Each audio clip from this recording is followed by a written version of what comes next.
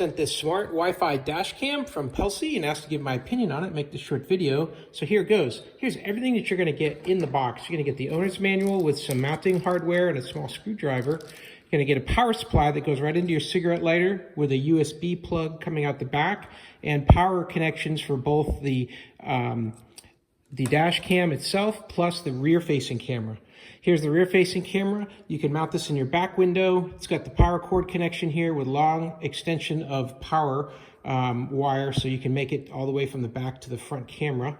And it's also got the dash cam itself. And this comes with already attached some 3M double-sided tape here. You're gonna be able to stick this onto your windshield. You've got your camera lens here. It's got a protective cover on it when it's shipped. Let's go ahead and remove that like this, and there's your lens. And then the back is like this, and you see a USB-C power connection there. And as well, you've also got a card slot here on this side here. Back of the device that's facing you, you'll see a screen on the left, and you'll have a button on the right. And when you do give it first power, first message you'll get is this. Please insert the micro SD card.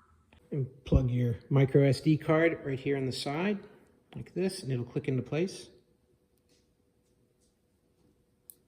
Please format the SD card. That's asking for formatting. Format completed. Recording started. And now I push the button. The format did it automatically. To access the features in the device, you're going to need to just press the button, and you'll see here's the current date and time. And then here's the built-in Wi-Fi and password that you'll use to access the camera with your phone and be able to download video clips. And one more press, we go back to normal. Let's get this in my car and see how it does. Installation's real easy. Just put that double-sided tape, stick it to the glass. I run that cord up and over my visor here, and I'm going to eventually run it all the way down through this pillar. And then down to here, where my cigarette lighter plug is, I'm just going to take the power cord, plug it right in. And now we're powered up. And we're already recording. Let's go take it for a test drive. Transferring video from the camera to your phone is really easy. You just connect to it using the Wi-Fi and download the video files.